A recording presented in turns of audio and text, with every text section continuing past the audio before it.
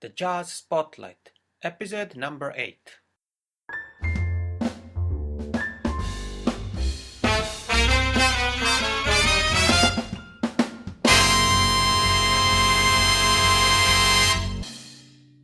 Hey everybody, what's up? Yanni Lunga here from the JazzSpotlight.com and welcome to the 8th episode of the Jazz Spotlight podcast.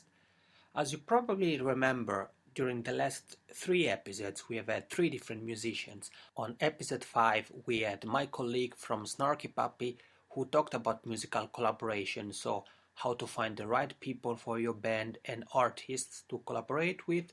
On episode 6 we had Jen Chapin who talked about what it means to be a musician today, and last week on episode 7 we had Ezra Brown who talked about touring the world, so he talked about the way he plans his tour and the tools he uses while touring and to promote his music online.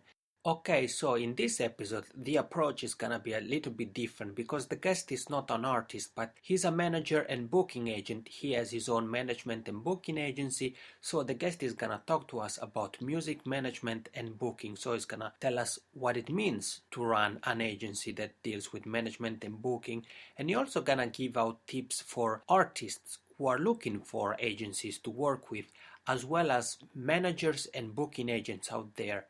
Like always, you can find the links of the resources mentioned in the show notes at thejudgespotlight.com/episode 8. And if you're looking for past episodes of the podcast, you can find them all at thejudgespotlight.com/podcast. This is episode 8, Music Management and Booking with Christophe Deghelt. Enjoy! Hey, hello everyone, Yanni Lunga here and welcome to the 8th episode of the Jazz Spotlight podcast. I hope you're having a great day because I'm having a super great day and I'm really excited about this new episode, about this new guest. Today we're gonna talk about music management and bookings, and we have a great guest here today. I'm really excited to introduce Christophe Deghelt. Hey Christophe, how are you? Hey Yannick, I'm doing well. All right. Let's get started immediately because we have so much on our plate and this episode is gonna be full with tips for both agents, managers, but also for musicians because Christophe is gonna talk to us about what it is that he does. So Christophe, tell us a little bit, what is it that you do? What you are up to these days?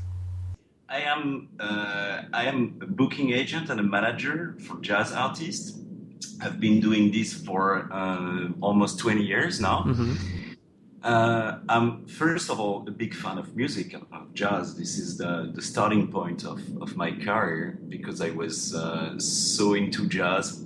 I grew up in a family of musicians. My grandfather was a singer at the opera, and my uncle was a very famous singer in the 60s in France. He composed and sang a very famous song that every French people know. It's called Le Ciel, le Soleil et la Mer. So I grew up in a family of musicians, and music was always around. You know, I played music. I was a pianist, but I was not a good pianist.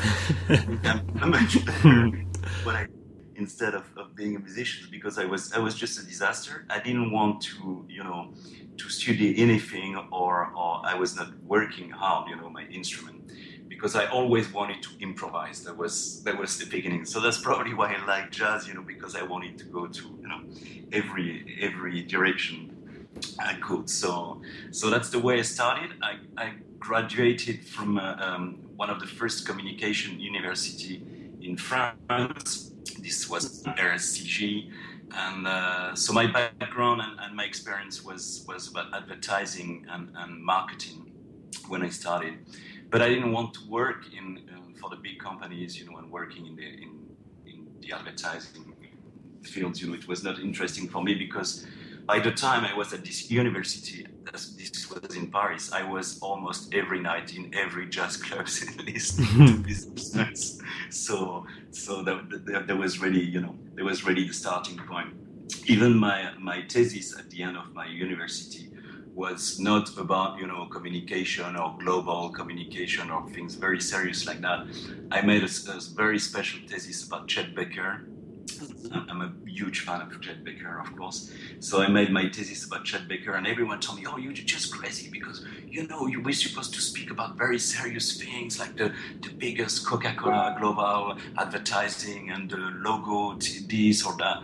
And I just presented this project about Chet Baker, and the only relation with publicity was that Chet Baker used to be, a model for ties, for the Taylor ties. So that's the starting point.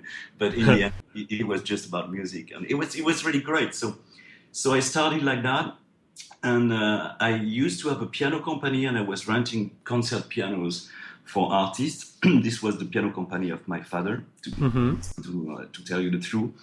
And I was focused only about renting piano for concerts, and I very quickly became a good friend of Chick Corea, of Herbie Hancock, and I was their piano provider every time they came on tour in France.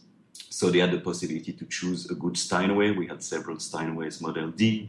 We had Fagioli. We had also the Yamaha concert pianos. So I was renting those pianos. And after talking with the artists, because I loved that, I was going on tour with them with my piano tuner and my truck and my piano. And so I had the chance to hang with a lot of my heroes. And Herbie told me one day that it was a big alibi to rent piano. It was just a good opportunity to me to be close to my heroes. And now, of course, it was true. And talking with the artists, they finally told me, you should be more involved in the booking, in the management process, because pianos are fine, but it would be nice if you... So that's the way I started, and firstly I was John McLaughlin's tour manager. I was his tour manager in Europe, and then in the US, and then in Asia. And I finally became his manager when he decided to change and to have a new manager. And that was the starting point of my company. And in the meantime, one of my best friends is the pianist Jackie Terrasson. We almost grew up together. We had the same best friend, who was Francis Podras. This is the guy who inspired the movie Around Midnight. We were kind of his protege. And one day, Jackie asked me to come in the studio with some pianos to record his new album. This album was À Paris on Blue Note. And every night we were talking about the music, and we were sharing a good glass of wine, and we were talking about the takes. We like this one, we should do that, we should do this, that. And in the end of the session, Jackie called me and said, "Well, I'm going to put you as executive producer of my album because you've been working hard for me."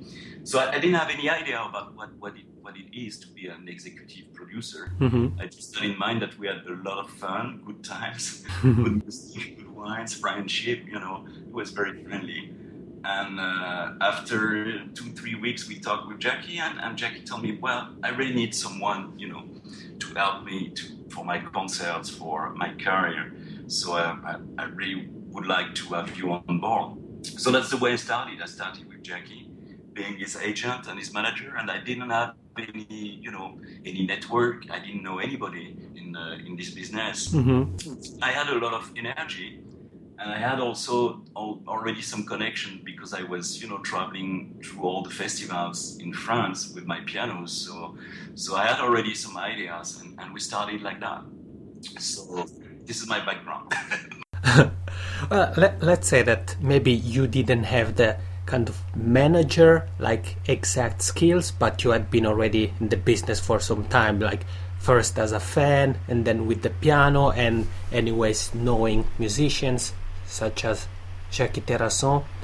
And you make it sound so cool that you really like what you do, that you're having a good time. But I have to ask you, what is the most frustrating thing, or what is the biggest obstacle that you've encountered during your career as manager and booking agent? Well, it's all about network. It takes time. So time is the key. It's an obstacle, and also that's the natural process. it's not because you're going to decide to be a booking agent or manager that you're going to have immediately all the connection or that people are going to trust you. So you need to work hard, and also you need to communicate, because it's very, very important that you explain clearly to people. I'm talking about, promoters, musicians, festivals, media, journalists, that you explain what you do, because this job, has not a good image. And usually we say, oh, manager or a booking agent, those are the guys who are, making always difficulties or Yeah, that's true.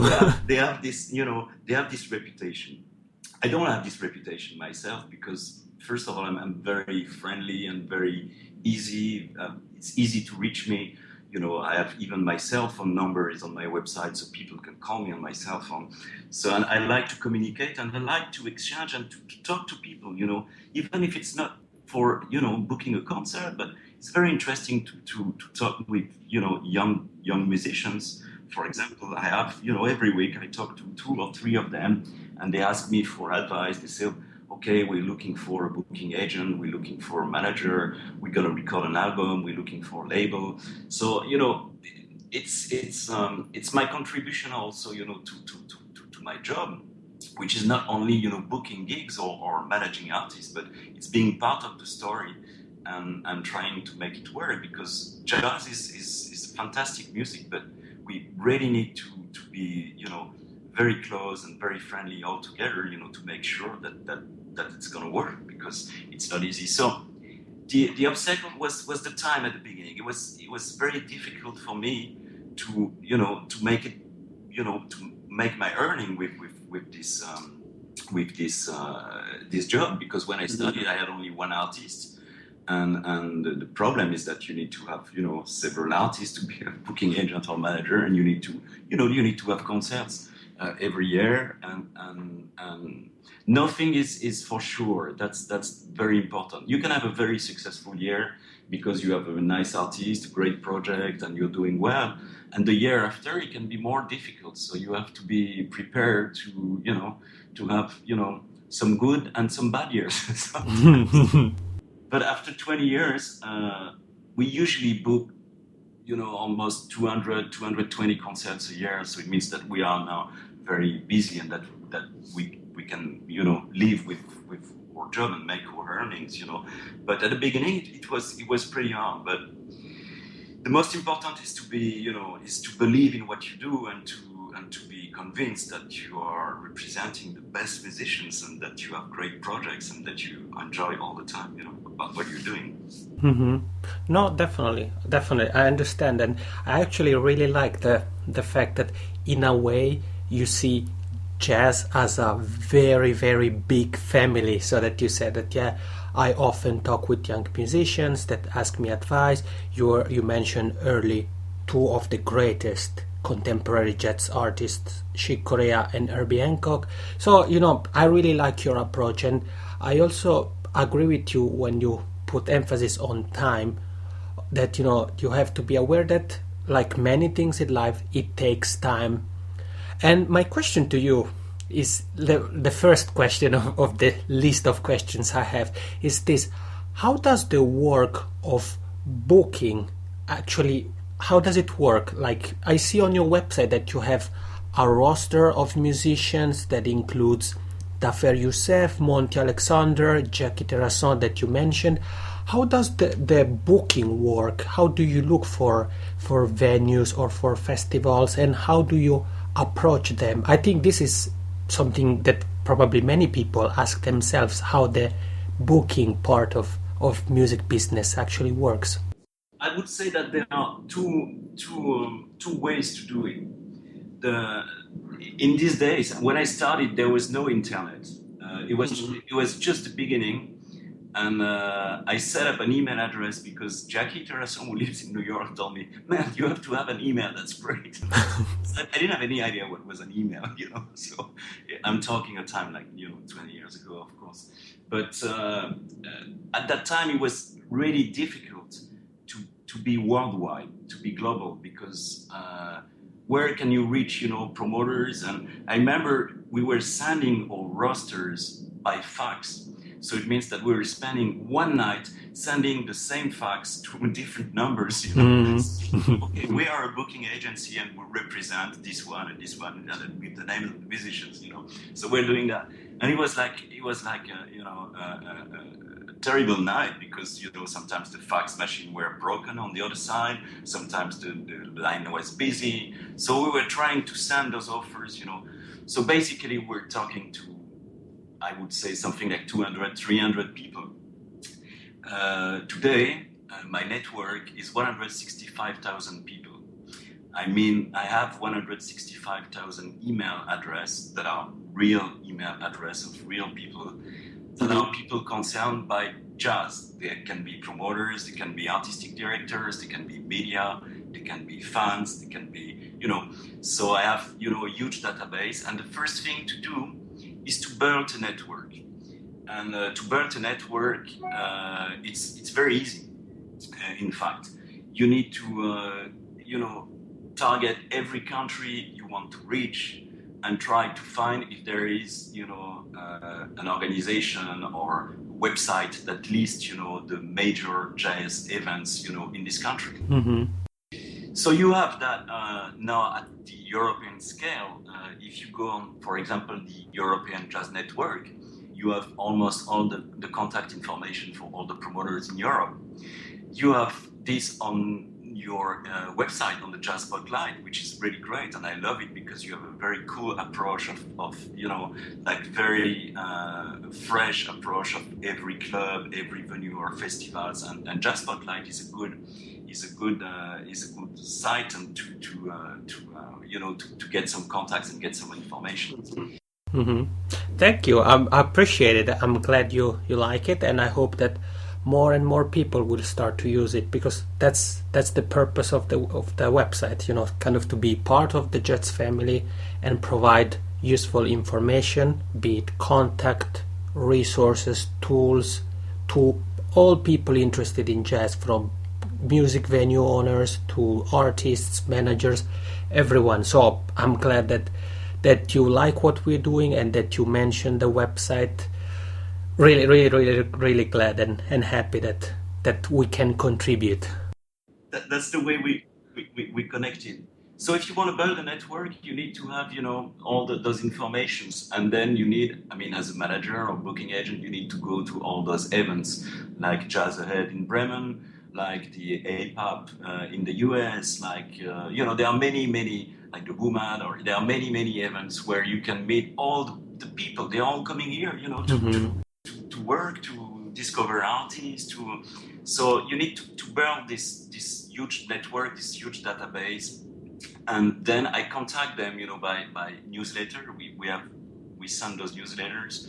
It can be like a roster newsletter where we list all the artists we represent, but sometimes I like to have a newsletter specific about one artist, a release of an album or a tour, or just to give the information. This is just to keep in touch with people. Mm-hmm. This is the first part of the way to reach and to be in the booking process.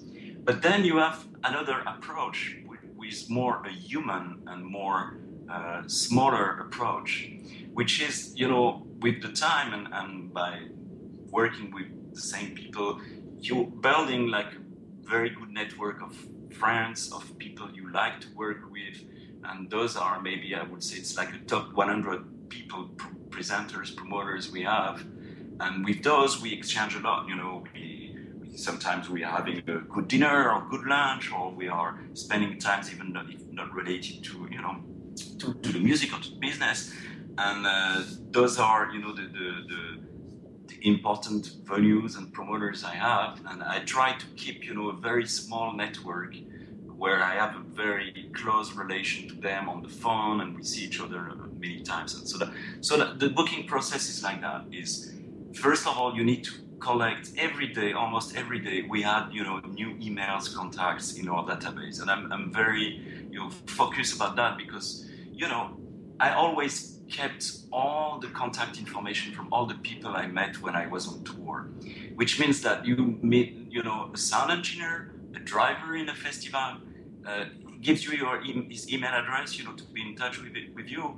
But maybe this guy is going to be in 5 or 6 years, he'll be probably, artistic director, or he'll be doing something else in the same business. So it's always good to keep in touch, And my example, I was a piano provider. If you met me 20 years ago, I was just driving a truck, and now I have my own agency. I have also a festival, which is the Saint-Émilion Jazz Festival near Bordeaux, where I'm the artistic director.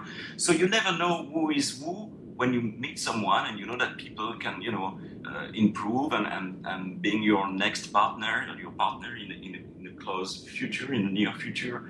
So that's the way I do it. I try to have, this network, and especially in these days, with the emails, because this is the best way to reach people, without annoying them. You're sending in information. If they want to have it, they have it. If they don't want to have it, they can just unsubscribe to the newsletter, and it's easy. Mm-hmm.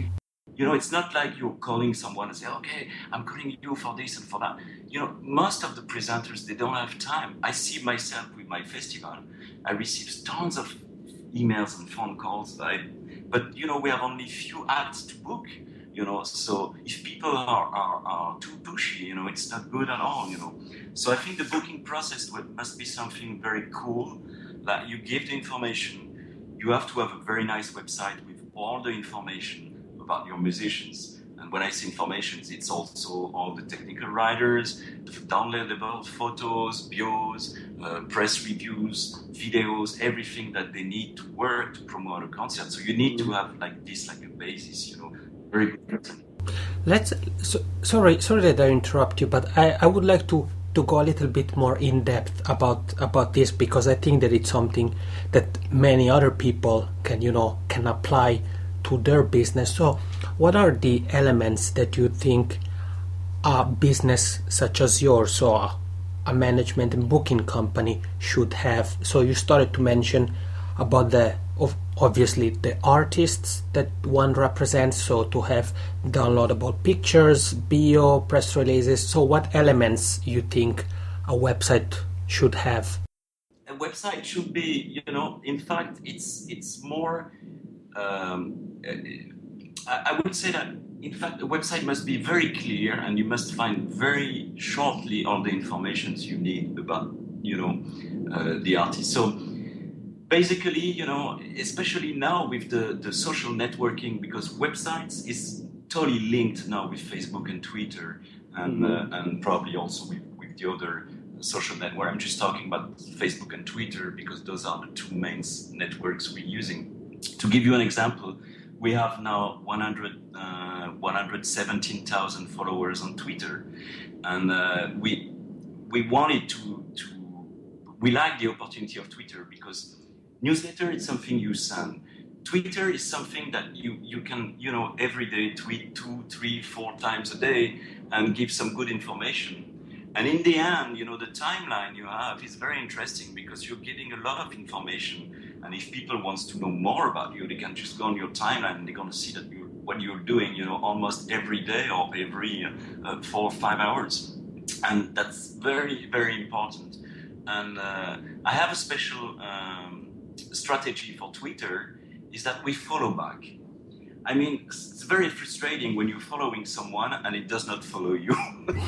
So say, it means, especially for artists, and we handle some of the Twitter accounts of our artists, and we try to apply this, that, the follow back, because it's, those Facebook and Twitter, they create a very close relation in between artists and their fans.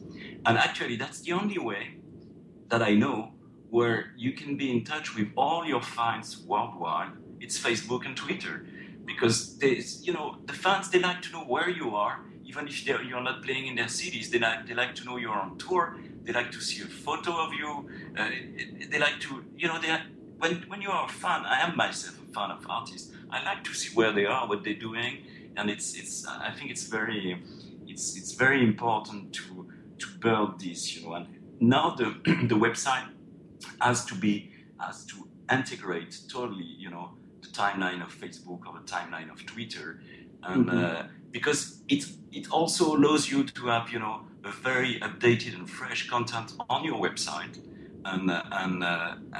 without, changing or updating your website, just because the timeline is here, and that the people that go on your website can see that you are playing at this city, or you're on tour, or you are, So it's very important for me to integrate, the social networking in the website. It's very important to have a very easy way to access to the information. Sometimes people, for the download section of their website, they put code or things like that. I think it's sometimes, there is a newspaper or a magazine. They are just in their deadline. They need a photo like in the next 5 minutes, and they know that on my website they can go and they can download the photo they need, without having a code or sending an email or this or that. So website has to be simple, clear, giving, as much information as possible, as many informations, like, of course, the venues, the links on the venues, if it's possible. And especially for the artist, it's very important, because when an artist is trying to, to get gigs or to get, a manager or booking agent, the first thing that we check most of the time is the website and the concert list. Because if you have someone that has a huge concert list and that is touring a lot, he is successful, So and so that's a good sign, that's a good thing, that you have concerts. And of course, there are new artists, and they don't have yet a lot of concerts, and it does not mean that they are not good, but it's very important on the website to have those concerts, to have those bios, those photos, the videos, and always very high quality. It's very boring when you go on a website, you receive an email from an artist, and you have videos of like taking with an iPhone, and sometimes even with an iPhone could be better. But I mean, you have those videos that are, the sound is horrible. So you have to think that it's not only presenting yourself once. When you have a website as an artist or as a booking agency, you're presenting yourself all the time, and you don't know who's going on your website. I mean, you can know, because we have, those Google Analytics, so you have 1,000 connections a day, but in fact you don't know who's spying you, who is following you, who is, you never know. But the quality has to be here, and also very important thing that I have seen many times, those are the text, the bios. The way the bios are written, I spend myself a lot of time when I write, a bio, or when I write, on a page of an artist, to explain and to try to find the good words, and to be, it's very important, because even if in these days with the social network we're more focused on photos and videos, texts are very important, and sometimes I've seen so many blogs and so many websites where there are no text, or if they are not, good enough, because we're tired to read always the amazing this, the genius that, all those words. We need to find a way to reach people, with the good words and the good music, and it's very important. And you said that when you look at artists' website, you look at their kind of gig list, so to see if they are, performing a lot. And does the way their website look influence your decision? So, for example, do you look at the way the website look, and do you look at their social media following, so if they have a lot of likes on Facebook, followers on Twitter, or are those things some things that you don't consider much? First of all, I'm listening to the music before, going on a website, or first thing, of course, this is the music. But then after, in terms of business, of course, the design of a website is very important. The quality of the photos, I know it's not easy, because when you are a young artist, you cannot afford to have a very creative agency to design your website. But there are some alternative solutions that I like. now, with WordPress, for example, or RapidWeaver, those are very good, tools to create a very nice website, well designed. And even if an artist is not supposed to be a web designer, I think it's worth to spend a little time to try to get the best presentation you can have. Yeah, that's true. At least also to kind of getting a basic understanding of, how a website works. And actually, for those who are listening, if you go to thejazzspotlight.com/episode 2, it's the episode with Bob Yosinski where we talked about online promotion for artists, music venues and festival, and platforms for building websites is one of the topics we talked about. So we mentioned WordPress, we talked about Squarespace, about Weebly. So if you would like to know more about it, head over to thejazzspotlight.com/episode 2, because you will get some names, some advice. And as Christophe said, you don't have to be, a web wizard to start with your website, to build a website and upload content. Today it's relatively easy with platforms like WordPress, and also it's so that you start out with a website and then you can always update it later or make a complete redesign. That's not a problem, but to start out there are good alternatives, cheap alternatives, because I agree with what Christophe said, that you have to invest on quality. So you have to make sure that what you have on your website, it's good quality, be it the text, the pictures, the video, everything that you have on your website has to be relevant, first of all, and it has to be good quality. What is, Christophe, when you look, I'm sure that you look at many artists every week, what is the biggest mistake you see artists making quite often online, on their website, for example, or social media?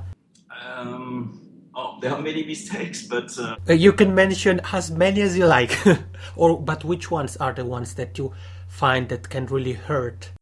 I would like to be a little. First of all, I'm going to respond to your question, but I would like to be, first of all, very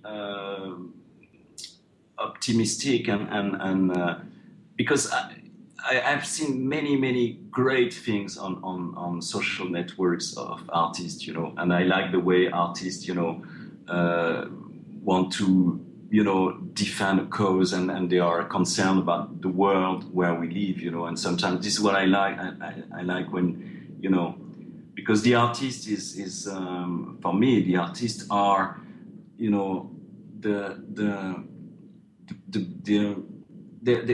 kind of prophets, It's so when an artist, people live, they have their business life, their rush, their things. An artist brings, peace, humanity. This is what music is made for, and this is what music makes to me, and it's very important. So I like, even sometimes when it's not, really well done, but I like when an artist says, okay, I am for this cause, or in this country it's happening something really wrong and bad, and so this is great, and this is what I wanted to say first. Of course, artists make mistake, like manager or booking agent make mistake on their social. The first mistake I have noticed is that when you decide to have a Facebook account or Twitter or website, it's not only having this. It means that you're gonna have to work on it, almost every day. Mm-hmm. So you need to entertain those pages with good contents, like a website. You need to give good information, and you have to have a policy. You don't give personal details or a privacy policy. Yeah, exactly. Some privacy, and sometimes artists don't make it right, because they are putting pictures of them when they're drunk or something like that. So, and you have to remember that it stays, so that everyone can go on your Facebook page and check and see that you are not a serious person or this, or I don't know. But there are some mistakes like that, or some artists sometimes who are not happy with the festival or the venue where they're playing, and they are complaining, or those major fights on Facebook with people with like 1,300 comments, people fighting, things like that. No, I think those communication have to be, for presenting, the artist, the music. So it has to be related to this and not going too far, in personal and private, things. So I think that's one of the mistakes. And sometimes also you see Facebook pages or Twitter's accounts of artists that are not, absolutely not entertained. So it means that the last message was 3 years ago. Mm-hmm. Yeah, that's true. Especially on Twitter, you see it quite often. Yeah. Yeah. So I think it's better not having a Twitter account at all instead of having one you're not using. That's true. Or even one that it's like locked. That not everyone can see your tweets. Yeah. So it's basically some of the mistakes. We all do mistakes. Because sometimes you have we publish some links, for example, and they are not they're not good links. For example, the links has changed. Kind of technical mistake like that happen too. And there are many mistakes, but as I told you, previously, is I think it's a huge, beautiful freedom space where we can exchange and where you can reach. And this is new because 20 years ago you had no way to send a message to your artist. If you was a fan, you can get in touch with them. You could send a letter, usually to a management office. And you was not sure at all that the artist will have your message. I mean, most of the I take care of some of the Twitter accounts of my artists and Facebook, so I see the message that the fans are sending, and there are beautiful messages of people. Sometimes they are recently I have an example 2 days ago. I had a beautiful message from someone in Germany. Who was really sick. He has a cancer, and he was just out from the hospital, and he was saying to one of my artists that he's been listening to his music all time when he was at the hospital, and it was the only thing that helped him to support the very heavy treatment he was having at the hospital. So you receive this kind of message, and it's very moving. Of course, you cannot answer to every message you receive for the artist. The artists don't have time because they are touring. They are, they're always very busy, and it's a full-time job. Yeah. To ignore your message, especially when you are a famous artist. But at least it's nice, because it's a different relation, and you don't have anymore this those frontiers that used to be, in between the artist and their fans. And it's also very important for the artist because it's sometimes the artists they can be depressed or sad because they need love, and all those messages are about love, and it's always great when you're an artist to read messages of people saying that they are they love you, they love your music, they were getting married by listening to this music, or things like that. Mm-hmm. No, that's true, and I think it's always good to to read good messages about you or your music, or to hear if, for example, someone uploads a video on YouTube. Of course, it's always something nice, and I'm sure that in a way contributes to make artists better, at least in a way. To wrap up this episode of the Jazz Spotlight podcast, Christophe, I would like to ask you one question. If you could give out 1 or 2 tips to 2 people. First one, to people who are doing what you are doing, so in the management and booking industry, and the second to artists who are looking for for managements or for gigs. So what would you say to kind of your colleagues, if we can call them colleagues? Well, yeah, they are my colleagues, and I have very good relations with a lot of booking agents and managers, because we are doing the same jobs, and so we have the same wheels. We have the same also the same problems sometimes, and so it's good to share, and it's a community. And I'm not, I don't want to keep my experience for myself only. It's good to share, and it's all about sharing. So I don't know if I can give advice for my colleagues, because everyone, I have very good colleagues. They're very good in what they're doing. So I'm not going to give them advice. What I think is we are on the same boat. This is very important. And when I say we, it's of course the booking and managers, but first of all, those are the musicians and of course the fans, the public. We're on the same boat. We like the same music, and we need to do things that help this music to survive. Because you know that it's very difficult to sell CDs and albums in these days. It's very difficult also to create an event or a festival, and we need to have the support of everyone, and this can only work with the help of everyone. So I'm not going to give any advice to my colleagues or because I think they are doing well by themselves. Probably don't need my advice. It's just I like to share, and also I like to hear from my colleagues, their experience, and it's very interesting because sometimes we have different point of views, Yeah. And I changed my mind, but some points, I had some ideas by the past, and I changed my mind by sharing with my colleagues, But I think that's an advice, to try to network also with the people in your industry and not see them only as competitors, that like, oh no, I want to keep all my strategies to myself or all my struggles to myself, but also to relate to them, because like you said, sometimes you find out that, hey, we're actually having the same problems. So, by talking with people in your industry, there might be someone that had the same problem and now doesn't have it anymore. So I think that could be definitely an advice in a way, to relate to others, because you talked a few minutes ago about networks, so on a more global scale, so music venues and festivals and artists and what's not. But I think even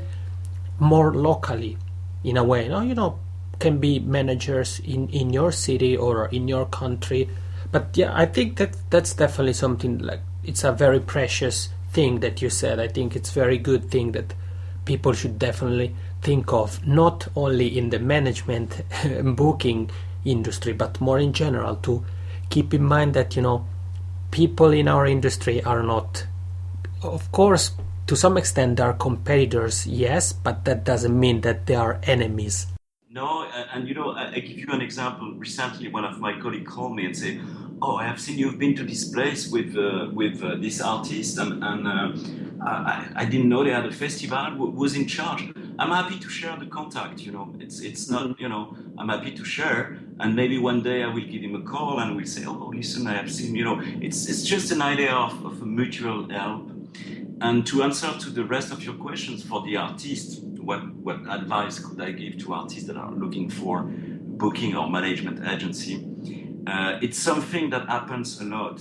I receive a lot of phone calls and emails. A lot of artists that are, of course, looking for, having, a great agency. What I would like to say is, what I always tell them, is that we are not magicians. We are not. It's sometimes they go on my website and they see all the concerts we have, and they say, "Oh, this is the great agency. They have 200 concerts, and that's great. And I want to work with those guys, because if I work with those guys, I'm gonna have 200 concerts." No, it doesn't work like that, of course. I don't have a big ego. To tell you the truth, this is the first time I'm doing an interview. Well, there is a first time for everything. I'm glad. that it's with us. I'm honored. So it's I don't have a big ego for that, but it's just, first of all, it's the music that wins. It's the music and the quality of the music that always win. So it means that, me or someone else doing the bookings, as long as you do it, professionally, you organize and you good communication, good administration, and everything.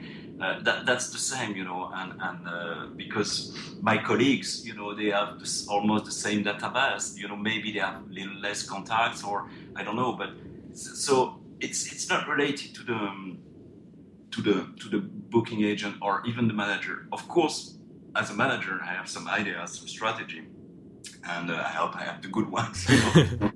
So, I mean, mostly, first of all, it's the music that wins. So sometimes, those young musicians, they contact us and they say, oh, we want to work with you. And of course, they're looking for, and it's great. And I like when they call me or they email me, and I try to respond to everyone. Sometimes I don't have the time to do it, so sorry about that, but I'm trying, And I also, on my blog, wrote an article in French. I think I will translate it about this, to give, to explain to young musicians that if they don't find, manager or booking agent, because most of the time the answer is, oh, we're sorry, we're too busy, the roster is full, we have already a lot of projects, we don't sign projects. This is what they hear all the time, And after 2-3 days, they're looking for a booking agent or manager. They say, oh, it's impossible. So, and that's true, because most of the best booking agencies, they have already, their clients, and they have already, their business going on, and basically they don't need new artists. And if they are, going to sign new artists, mainly looking for big names, because of course, business-wise, It's more profitable. Yeah, of course. Yeah. It's even not the question of being more profitable, but it's the developing a career of a young artist. It takes a lot of times, costs a lot of money, and you have only to do it if you are, if you are convinced that the artist you're gonna push and you're gonna help is gonna make it. I usually every year we sign one young artist in our agency.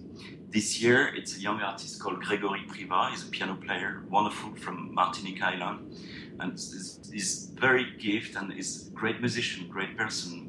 They like him, and we wanted to give him the chance, to get more visibility, more concerts, more. So we did it. We did it also with Yaron Herman 10 years ago. No one knew Yaron, and everyone keeps talking about Yaron. Everyone say to me, "Oh, he's a great pianist. You should meet him." And when they had a concert in Salle Pleyel in Paris, Salle Pleyel, it's like the Carnegie Hall in New York. It's a very prestigious venue. And he called me on my cell phone. He said, "I know you are at the Salle Pleyel with your artist, and I would like to meet you, because this is 10 times I'm trying to get in touch with you, and can I offer you a coffee?" I said, "No, you're not going to offer me a coffee. I'm going to pay you a coffee. So let's meet."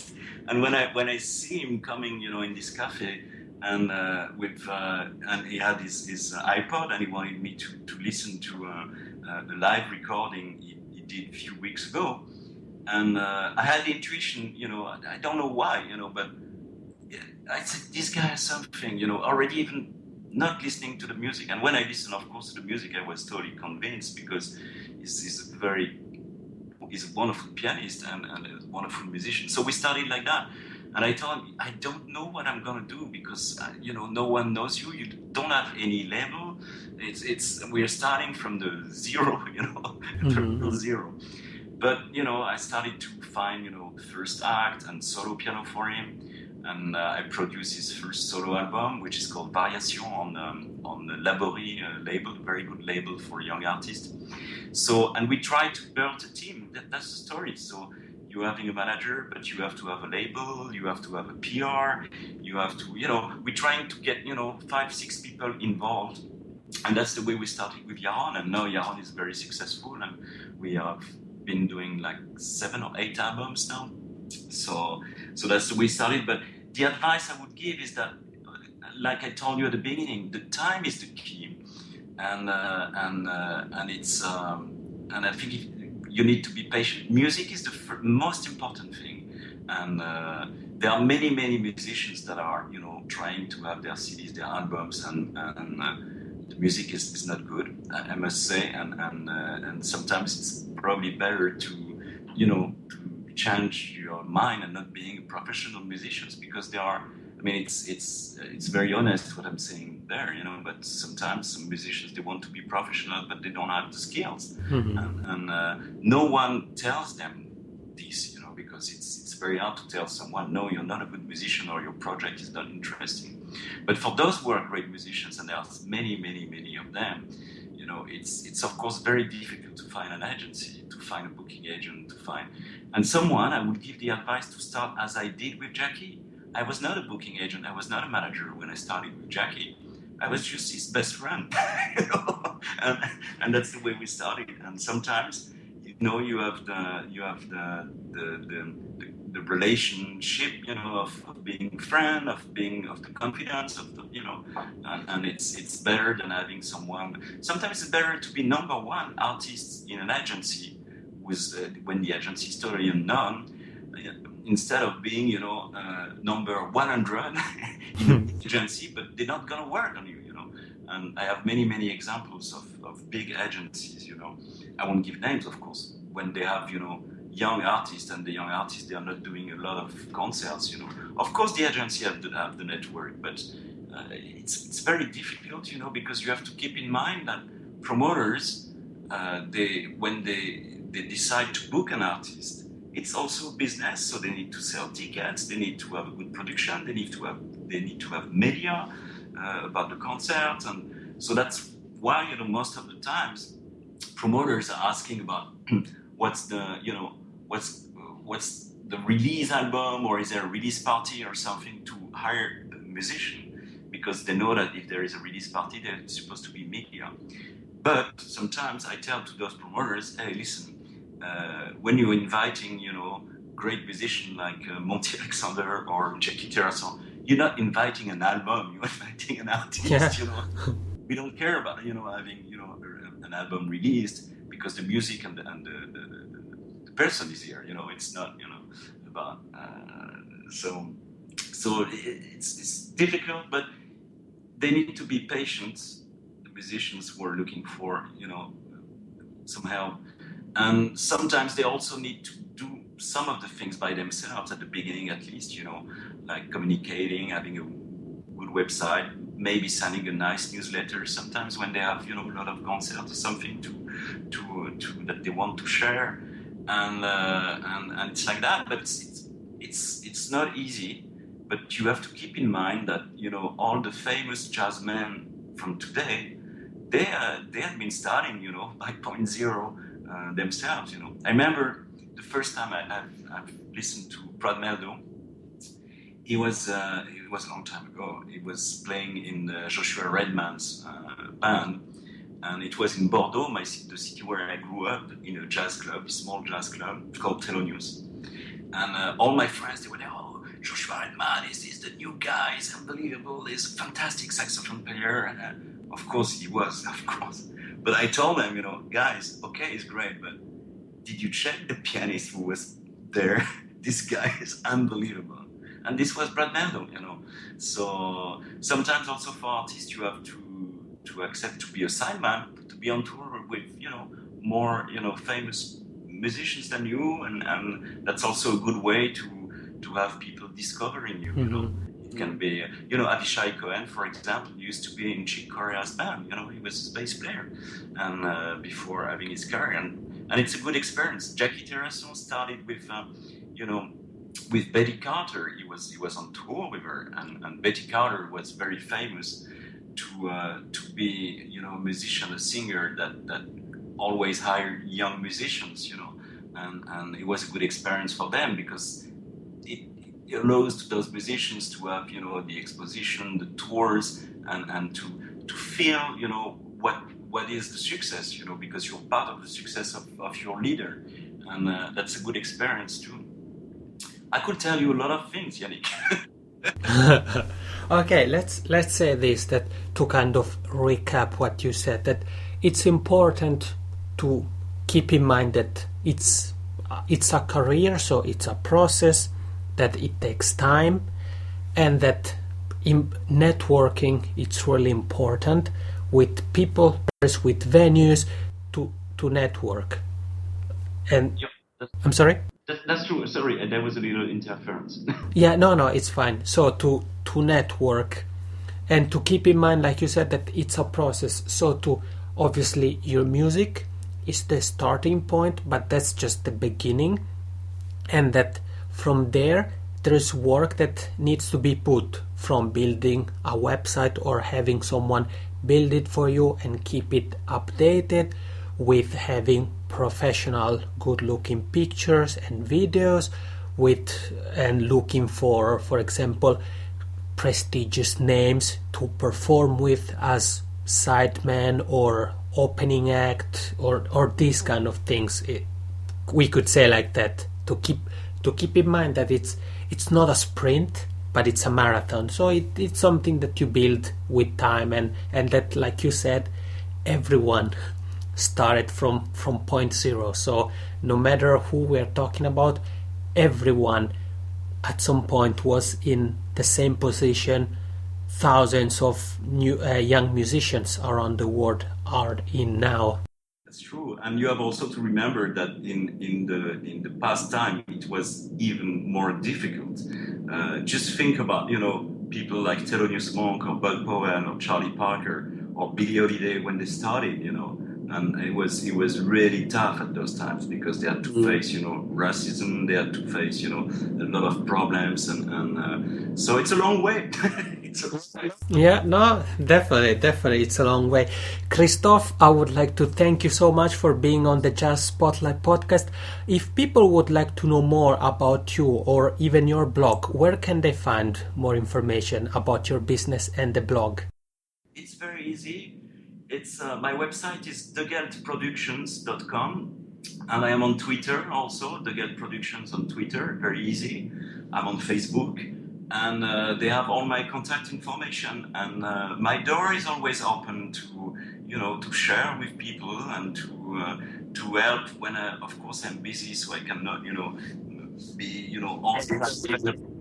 But I try to answer on my blog. It's in French, but I will translate it. I give some good advice with all those good websites like the European Jazz Network, the Jazz Spotlight, as I told you, because it's really great. I like what you do, and that's the way we connected through your website. And I think that it's all open, and we are part of the same world. So I'm happy to share and to communicate with musicians, with promoters, with journalists.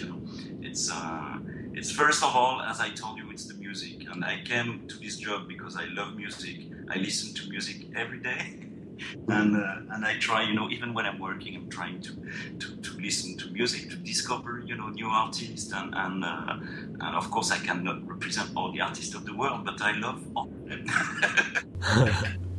All right, this was Christophe Deghelt. Christophe, thank you so much for sharing your story, for giving out tips. Thank you very much. Okay, so that was Christophe Deghelt from Deghelt Productions. I hope the tips he gave out are gonna be useful to you, and I'm actually wanna talk to you about something he mentioned, because networking is something that came up also last week with Ezra Brown, and I think it's something that it's really important and it's worth talking about for a moment. You probably remember last week Ezra Brown talked about the importance of networking among musicians. So he was talking about New York and how many great artists there are in New York. So the importance of the business side of your career. So the presentation, having a business card, a good looking website, social media, and so forth. Well, guess what? Also, Christophe, as manager and booking agent, talked about networking and the importance of building a network and being in touch with your colleagues, with your peers, with people in the music industry. And he also talked about the importance of being active on social media. Talking about social media, I would like to mention to you episode 2 once again, because social media was the theme, the topic of that episode. We had Bobby Ozinski, who talked about effective online promotion, and he mentioned the do's and don'ts of social medias and the mistakes he sees musicians make online really often. So if you head over to thejazzspotlight.com/episode 2, there is the episode with Bob Yosinski. And also, if you sign up for the newsletter at thejazzspotlight.com/toolbox, you will get a free guide that deals with online promotion. So I'm sure it can be very useful to you, and when it comes to networking. So, like both Ezra and Christophe said, I think it's really important that you spend time to look at your presentation, so at the way your web page looks like, the way your business cards look like. If you don't have, make sure to get some, and also to make sure that you have a newsletter on your website with services like Aweber, for example, the one I use. You can try it out and sign up for just as little as $1 if you head over to thejazzspotlight.com/getaweber, and Aweber is spelled Aweber, Aweber. You can build a newsletter in a couple of minutes, and trust me, a newsletter, it's a tool that you want because it's a really powerful tool, because it gives you access to hundreds and hundreds of people who are interested in what you're doing. So that's the key part. You get in touch with people and you get the access to people who are interested in what you're doing. Also, when it comes to social media, I think that Christophe said it really well, because the work doesn't stop with creating a Facebook or Twitter or Google Plus or YouTube page, but it's an everyday job. It's a constant job. It takes time, it takes effort, but the rewards are really big. So I think it's really important that after listening to this episode, spend a moment to look at your online promotion strategy, at your website, at your social media, and try to think about what Christophe said in this episode, what Ezra Brown talked about on episode 7, and also what Bob Yosinski said on episode 2. I know it might sound a bit overwhelming, a lot of information, but trust me, these 3 episodes will really help you and have a concrete impact on the way you promote yourself online. I also would like to remind you that, social media, it's something that can be scheduled. So all your messages on social media are something that can be scheduled ahead, so that you don't have to spend your whole day in front of the computer. And there's plenty of tools out there. The one I use, and also Ezra Brown uses, and he mentioned last week, is called Hootsuite, you might remember. So you can sign up for free if you go to thejazzspotlight.com/Hootsuite, and Hootsuite is spelled HOOTSUITE, Hootsuite. You can sign up for free, and you will see, if you haven't used such service yet, you will see how your online promotion will improve. Basically, what you can do with Hootsuite, you can plan your messages on Facebook, your tweets on Twitter, posts on Google Plus. It's a great tool, and I'm sure it will help you a lot. So just go to thejazzspotlight.com/Hootsuite. This is it for today, and if you have any questions, feel free to send me an email at info@thejazzspotlight.com, and you can find all the things we talked about with Christophe at thejazzspotlight.com/episode 8. All right, so until next week, I wish you a great day. Take care.